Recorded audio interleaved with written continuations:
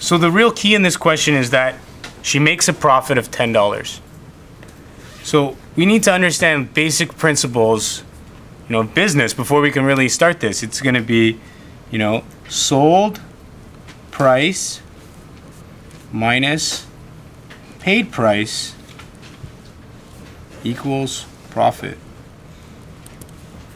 Okay, we have to understand that really before we can start to create this equation. And again, it sounds really simple and really easy, but that's probably one of the harder parts of developing this formula, right? So the sold price now, Luigi, what did she pay, or sorry, what did she sell them for? How much did she make? She made a profit of $10 on each shirt. Right, that's the profit, but I'm talking about the sold price. How much did she sell them for? $5.60 total. Okay, so she sold a total of $5.60, but we need to divide that by how many she sold, right? So we don't know that yet. So we can let X or T, let T equal the number of t-shirts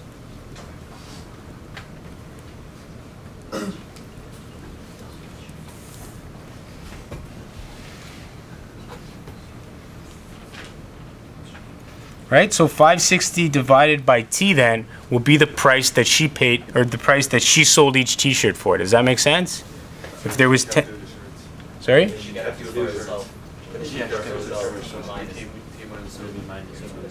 No, that's just because the solution in the book says that? That's why you guys are telling me that? No, but I'm defining T as the number of t-shirts she sold. So if she sold them for $5.60, T is the number of t-shirts she sold. Yes, sir, but there's not enough. She never paid for the two that she had. Sorry? The two that she didn't sell. Yeah. She kept. So you have to. Should be two less. Yeah. But I've defined T. T is my variable. I own T. You can't tell me what T is. I'm telling you what it is right here. Right? I don't have to go exactly the way the book goes. It's all right. So T is the number of t-shirts that we sold. And we sold $560 worth. We sold so many t-shirts, right? Okay, minus the paid price. So we paid $450 divided by T, what?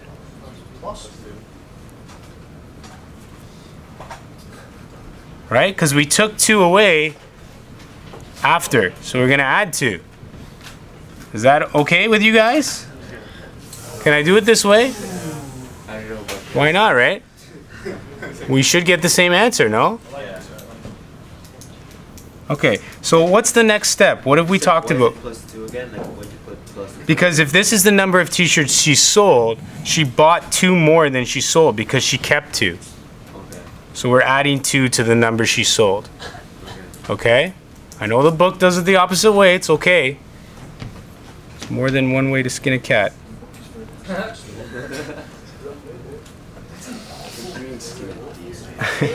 Yeah, it is.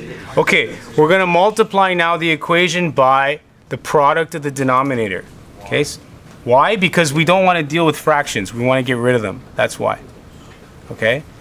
So if we do that then, we multiply each term by this. So here the t's are going to cancel out. So we left with 560 t plus 2 minus, here the t plus 2 cancels out and we're left with 450t is equal to 10t t plus 2. Any questions there? Okay. Now we expand and simplify.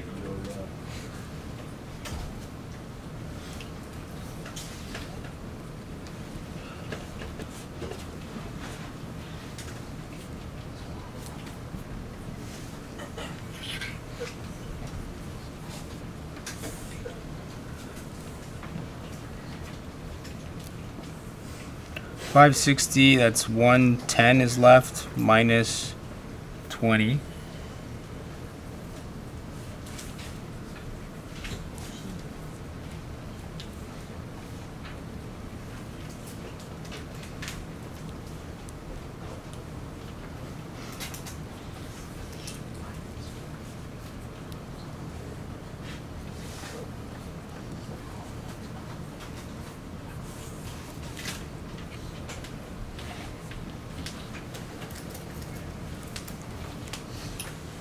multiplies to 112 and adds to -9. Anybody got those numbers?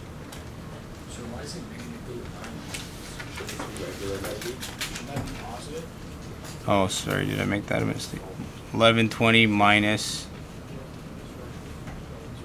It's only 450T and 560T. Yeah, so 110 It's positive. minus. Yeah, thanks.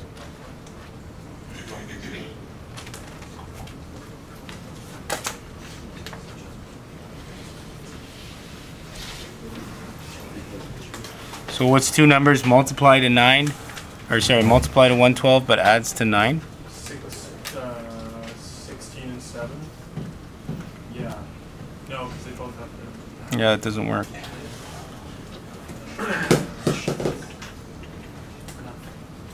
Did I make another mistake somewhere? Yeah, I can't think of it.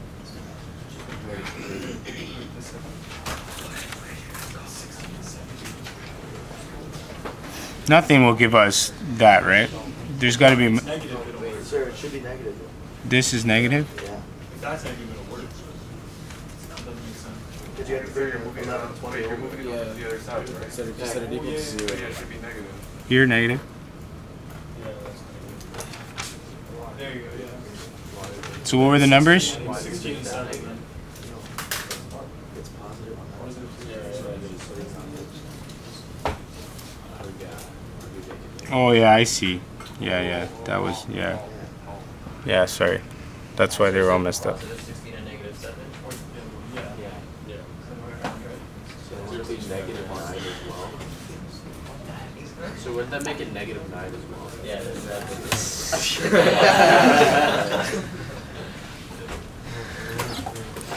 only one place.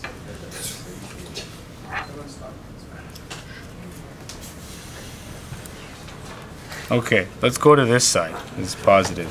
This side is going to come over here. 10t squared, 20t, 580t, minus 450. No. Minus. 470 minus 560. So would it be negative 10? Negative 10. No, I'm writing it like this. I'm just moving it over. 470 minus 560. Okay, everyone be quiet. Let me. Move it over. 110.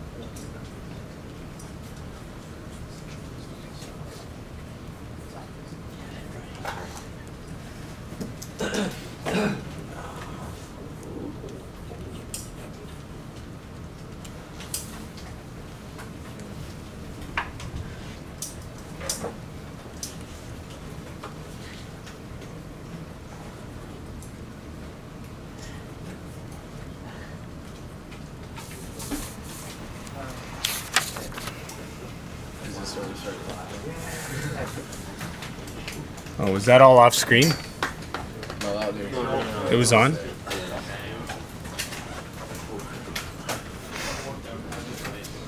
Okay, so I ended up with the same answer as the back, even though I went a little bit of a different route and had a little bit of trouble.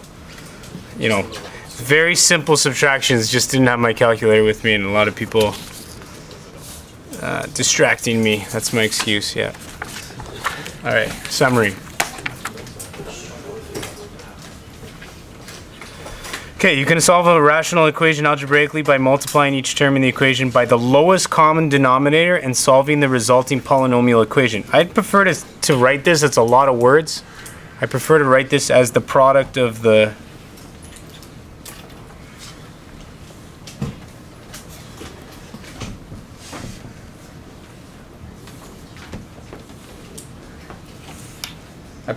just say that. Multiply by the product of the denominators.